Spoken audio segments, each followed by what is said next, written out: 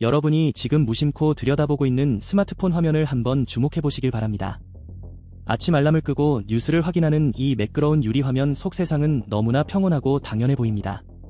하지만 이 작은 기계가 작동하는 그 찰나의 순간 바다 건너에서는 상상조차 할 수 없는 거대한 자본의 무덤이 만들어지고 있다는 사실을 아는 사람은 거의 없습니다. 무려 135조 원입니다. 만원권 지폐로 쌓아 올리면 에베레스트 산을 몇 개나 만들고도 남을 만큼 아찔한 높이이자 대한민국 1년 전체 예산의 5분의 1을 가볍게 집어삼키는 천문학적인 액수죠. 우리는 흔히 돈만 있으면 기술도 시간도 살 수 있다고 믿어왔습니다.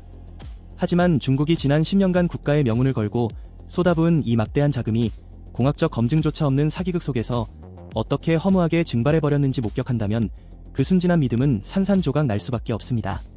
그런데 더 소름 끼치는 건 이 웅장한 돈탑을 무너뜨린 존재가 핵폭탄이나 미사일 같은 파괴적인 무기가 아니라는 겁니다. 그저 눈에 보이지도 않을 만큼 작은 검은색 액체단 한 방울이 이 모든 불을 순식간에 잿더미로 만들고 있거든요.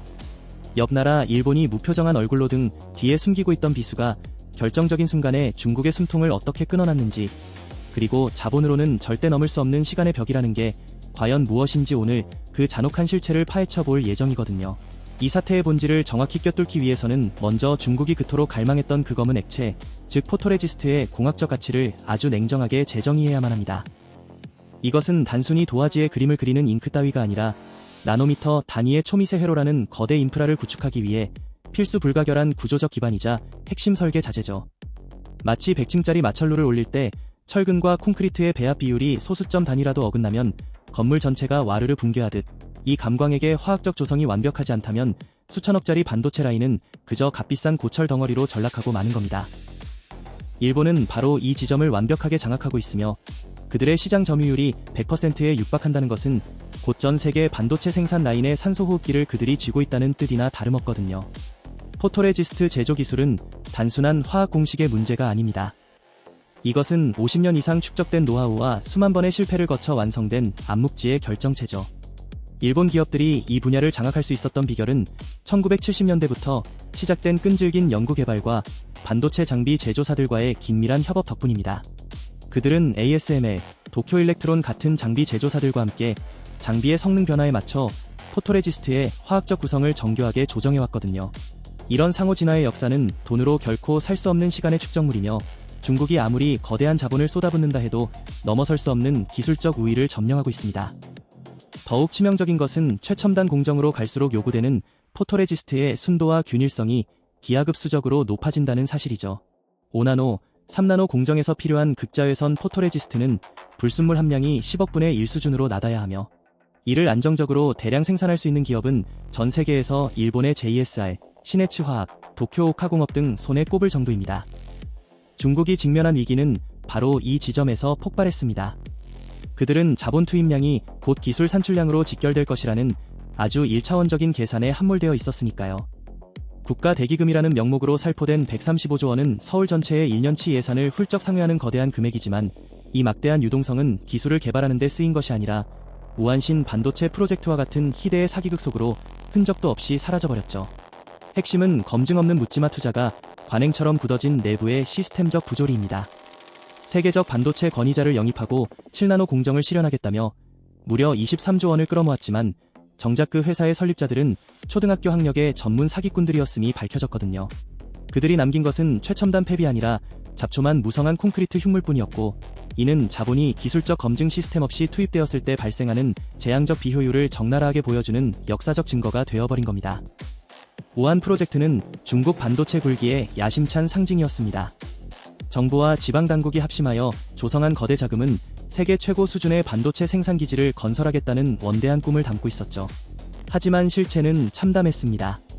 프로젝트를 주도한 인물들은 반도체 기술에 대한 이해는커녕 기초적인 공학 상식조차 없는 사기꾼들이었고 그들이 내세운 화려한 청사진은 투자자들을 유혹하기 위한 허상에 불과했습니다. 이런 참사가 발생한 근본 원인은 중국 내부의 구조적 문제에 있습니다. 지방 정부들은 중앙의 반도체 육성 정책에 부응하기 위해 앞다퉈 프로젝트를 유치했고 실적을 과시하려는 관료들의 조급함은 기술적 검증을 생략하는 결과로 이어졌죠. 게다가 막대한 보조금이 걸려있다 보니 사기꾼들에게는 절호의 기회였던 겁니다. 이들은 그럴듯한 사업 계획서와 허위 경력의 기술진을 내세워 수십조 원의 자금을 끌어모았고 실제 기술 개발에는 단 한 푼도 쓰지 않은 채 자금을 빼돌리는 데만 열중했습니다. 더욱 절망적인 것은 중국이 자력갱생이라며 내세운 기술적 성취가 오히려 그들의 목을 조르는 족쇄가 되었다는 사실입니다. 화웨이가 7나노 칩을 자체 생산했다며 선전했을 때 전 세계 엔지니어들은 경악보다는 실소를 금치 못했죠. 네덜란드 ASML의 최신 장비 없이 구형 장비로 회로를 여러 번 덧칠하는 다중 패터닝 방식을 사용했기 때문입니다. 이것은 붓 하나로 끝낼 작업을 4번, 5번 반복하는 것과 같아서 공정의 복잡도가 기하급수적으로 증가함은 물론 일본산 포토레지스트의 소모량 또한 4배 이상 폭증시키는 최악의 결과를 초래했습니다. 중국이 칩을 생산하면 할수록 일본 소재 기업의 매출은 수직 상승하고 중국의 일본 소재 의존도는 오히려 심화하는 기괴하고도 역설적인 구조가 완성된 셈이죠. 다중 패터닝 방식의 문제는 단순히 재료비 증가에 그치지 않습니다. 공정 단계가 늘어날수록 수율이 급격히 떨어지고 각 단계마다 미세한 오차가 누적되면서 최종 제품의 품질 편차가 커지게 되죠. 결국 화웨이가 생산한 7나노 칩은 명목상 7나노일 뿐 실제 성능과 전력 효율은 TSMC의 정통 7나노 칩에 한참 미치지 못하는 수준입니다. 더 큰 문제는 이런 비효율적인 방식으로는 5나노 이하로 내려가는 것이 사실상 불가능하다는 점이죠. 일본은 이 상황을 즐기며 아주 정교한 덫을 놓았습니다. 최근 소재 기업 JSR을 국영화한 것은 단순한 경영 판단이 아니라 이 포토레지스트를 국가 전략 무기로 승격시키겠다는 섬뜩한 선전포고나 다름없거든요. 이 물질은 유통기한이 고작 3개월에서 6개월에 불과한 생물학적 특성을 지니고 있어 석유처럼 거대한 탱크에 비축하는 것이 원천적으로 불가능하기 때문입니다. JSR 국영화가 갖는 전략적 의미는 명확합니다. 일본 정부는 이제 언제든지 정치적 판단에 따라 포토레지스트 공급을 조절할 수 있는 강력한 레버리지를 손에 쥔 겁니다. 이것은 2019년 한국을 향해 쏜 반도체 소재 수출 규제의 업그레이드 버전이며 중국을 겨냥한 장기적인 봉쇄 전략의 핵심 퍼즐이죠. 더욱 교묘한 것은 이들이 당장 공급을 끊지 않고 있다는 사실입니다. 중국이 계속 칩을 생산하게 내버려 두면서 포토레지스트 의존도를 더욱 깊이 심화시키는 전략을 구사하고 있거든요. 결국 중국의 반도체 굴기는 일본이 공급 밸브를 잠그는 순간 정확히 3개월 뒤에 뇌사 상태에 빠질 수밖에 없는 시한부 운명에 처해 있습니다. 135조 원이라는 천문학적 자본을 쏟아붓고도 그들은 일본이 설계한 거대한 미로 속에 갇혀버린 꼴이 되었으니까요. 이 현상을 한 문장의 날카로운 통찰로 정의하자면 자본은 거대한 선체를 띄우는 부력일 뿐 항해를 지속하게 만드는 것은 축적된 시간이라는 엔진입니다. 반도체 패권 전쟁의 본질은 돈으로 시간을 살 수 없다는 냉혹한 물리법칙의 증명 과정이거든요. 만약 당신이 135조 원이라는 천문학적 유동성을 손에 쥐고 반도체 시장에 뛰어든 후발주자의 총사령관이라고 가정해봅시다.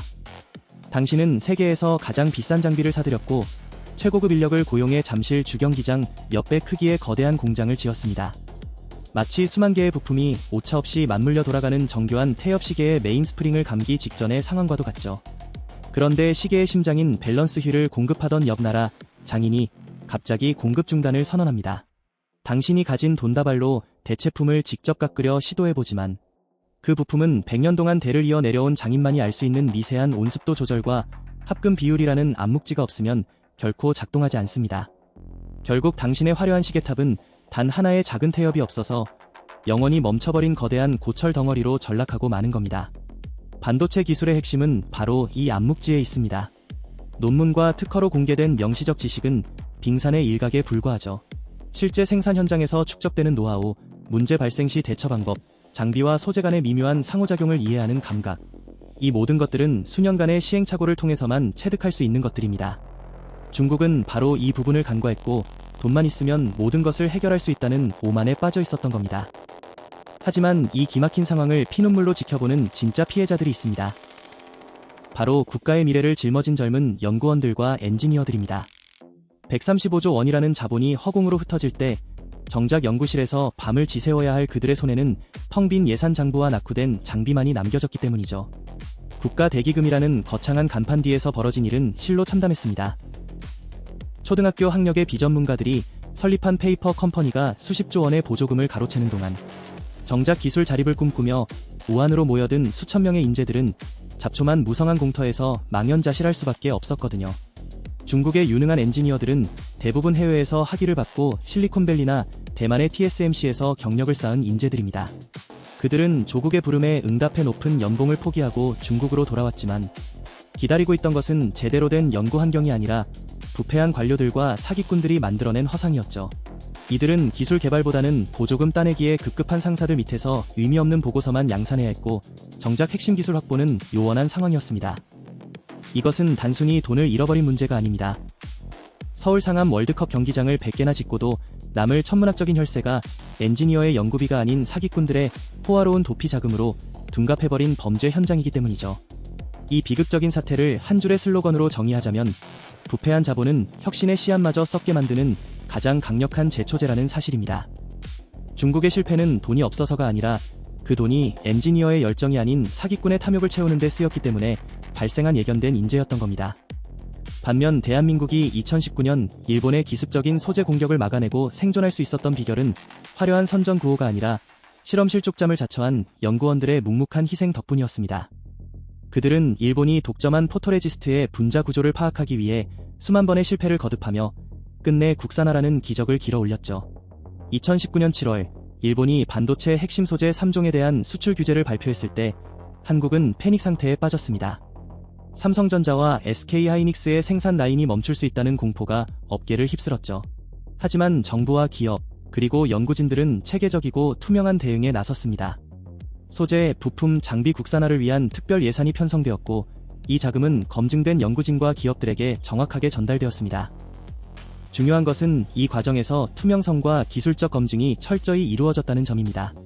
각 프로젝트마다 명확한 목표와 마일스톤이 설정되었고, 정기적인 평가를 통해 진척도를 확인했죠. 사기꾼들이 끼어들 틈이 없었던 겁니다. 그 결과 불과 2년 만에 상당수의 소재를 국산화하는 데 성공했고, 일본에 대한 의존도를 크게 낮출 수 있었습니다.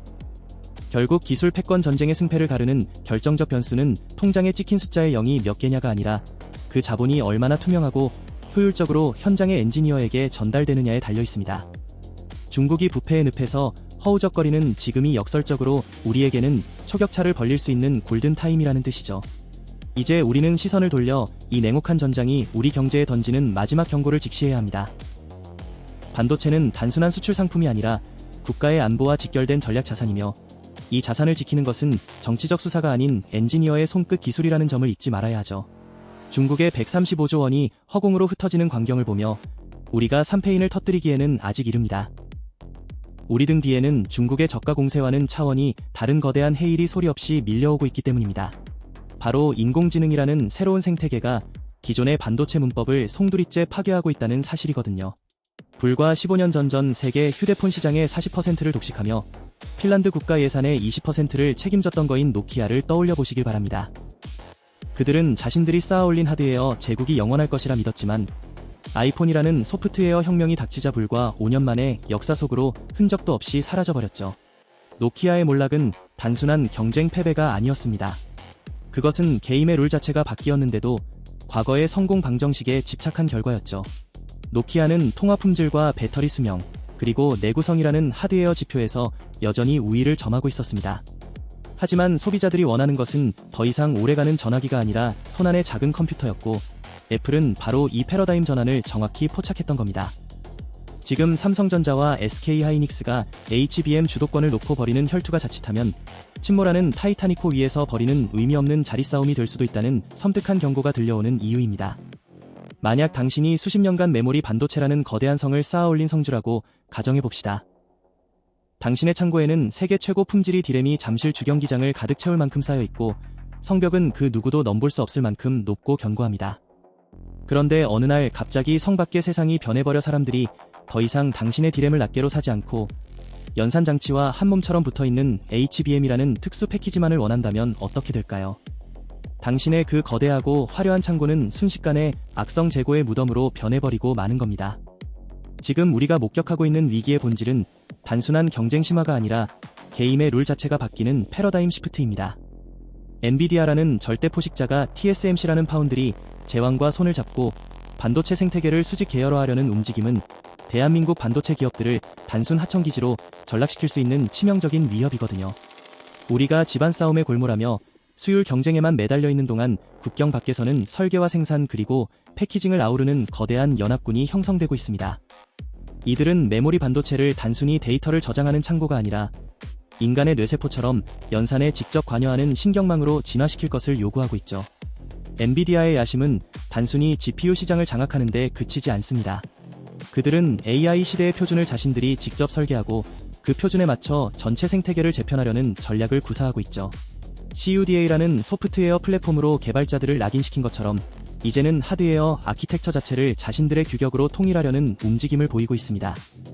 이 과정에서 메모리 반도체는 단순한 부품이 아니라 AI 칩의 성능을 결정하는 핵심 요소로 부상했고 HBM은 그 중심에 있습니다. 문제는 HBM 기술의 주도권을 쥐고 있다고 해서 안심할 수 없다는 점입니다.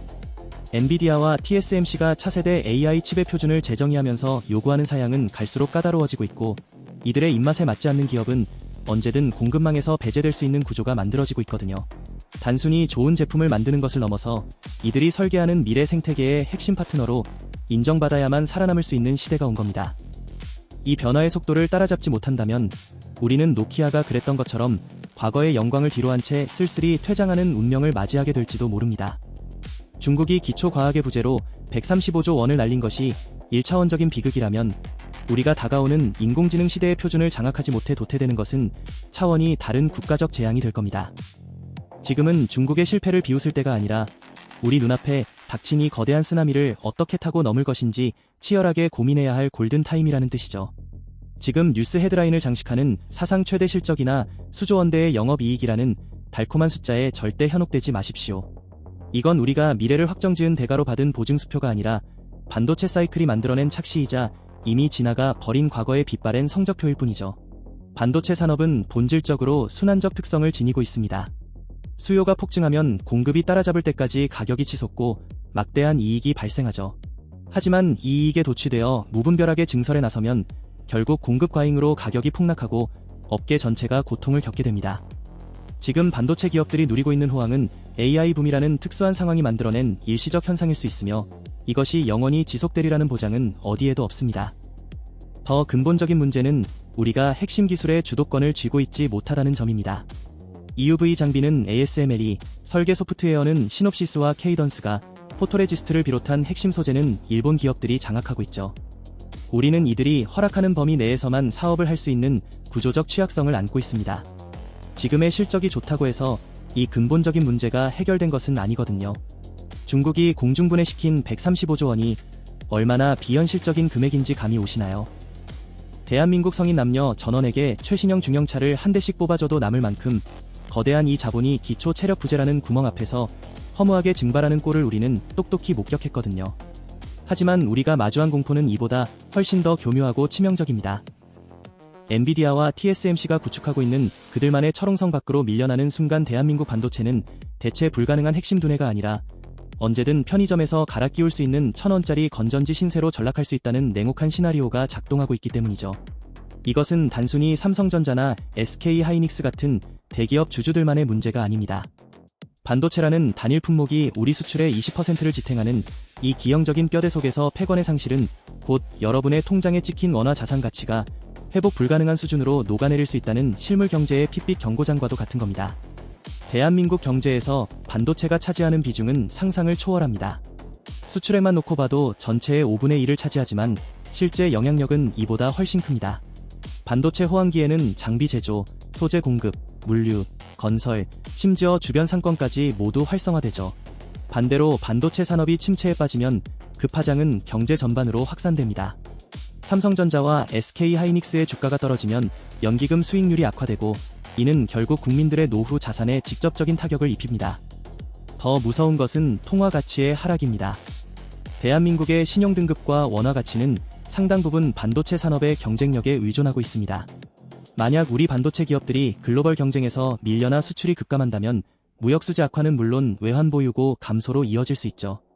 1997년 외환위기의 악몽이 다시 현실이 될 수도 있다는 뜻입니다. 검은 액체 한 방울조차 스스로 만들지 못해 침몰해가는 중국의 거함이 우리에게 던지는 메시지는 뼈아플 정도로 명확하죠. 방향을 잃은 맹목적인 자본은 재앙이 되지만 기술적 해자를 갖춘 집요한 혁신은 세상을 지배하는 권력이 된다는 불변의 진리를 말하고 있는 겁니다. 지금 우리는 인공지능이라는 거대한 해일이 덮쳐오는 태평양 한가운데서 침몰하느냐 파도를 타고 신대륙으로 나아가느냐를 결정짓는 마지막 골든타임 위에 서 있습니다. 135조 원이 수장되는 비극이 남의 나라 이야기가 되지 않으려면 지금 당장 눈앞의 숫자가 아닌 보이지 않는 기술의 본질을 직시해야만 하죠. 우리에게 필요한 것은 단기 실적에 집착하는 근시안적 경영이 아닙니다. 10년, 20년 후를 내다보는 장기적 비전과 이를 뒷받침할 수 있는 근본 기술에 대한 투자가 절실합니다. 포토레지스트를 비롯한 핵심 소재 기술, EUV 장비를 대체할 수 있는 차세대 리소그래피 기술, 그리고 AI 시대에 맞는 새로운 아키텍처 설계 능력까지 우리가 확보해야 할 기술은 산더미처럼 쌓여 있습니다. 중요한 것은 중국처럼 검증 없이 돈을 뿌리는 우를 범해서는 안 된다는 점입니다. 투명하고 효율적인 자금 집행, 철저한 기술적 검증, 그리고 무엇보다 현장의 엔지니어들이 제대로 연구할 수 있는 환경을 만드는 것이 선결 과제입니다. 사기꾼들이 아니라 진짜 기술자들이 대우받고 단기 성과가 아니라 장기적 혁신이 인정받는 생태계를 구축해야만 합니다. 또한 우리는 협력의 중요성을 잊어서는 안 됩니다. 반도체 산업은 이제 한 나라가 독자적으로 모든 것을 해결할 수 있는 영역이 아닙니다. 미국, 일본, 유럽의 기업들과 전략적 파트너십을 강화하고 동시에 우리만의 독보적인 강점을 키워나가는 투트랙 전략이 필요합니다. 중국이 자력갱생을 외치다 실패한 것처럼 고립된 섬이 되어서는 살아남을 수 없습니다. 오늘의 결론입니다. 중국의 135조 원이 증발하는 것을 보며 우리가 얻어야 할 교훈은 명확합니다. 기술은 돈으로 쌓아올린 바벨탑이 아니라 수많은 실패와 좌절을 딛고 일어선 인간의 집념이 만들어낸 결정체라는 사실을 기억해야만 이 위태로운 파고를 넘어설 수 있다는 겁니다. 결국 최후의 승자는 파도의 크기를 재며 두려워하는 자가 아니라 그 파도를 가를 수 있는 기술의 키를 쥔 자에게만 허락된 영광일 테니까요. 반도체 패권 전쟁은 이제 시작에 불과합니다. AI가 촉발한 이 거대한 변화의 물결은 앞으로 수십 년간 지속될 것이며 그 과정에서 승자와 패자가 명확히 갈릴 것입니다. 중국의 135조 원 실패는 단순한 해프닝이 아니라 잘못된 접근이 얼마나 참담한 결과를 낳는지 보여주는 생생한 교훈입니다. 우리는 지금 기로에 서 있습니다. 과거의 성공에 안주하며 현재의 실적에 도취될 것인가, 아니면 미래를 향한 고통스러운 혁신의 여정을 시작할 것인가. 선택은 우리의 몫이며 그 선택의 결과는 다음 세대가 물려받을 대한민국의 운명을 결정할 것입니다. 검은 액체 한 방울이 135조 원을 증발시킨 이 잔혹한 현실 앞에서 우리는 겸손해져야 합니다.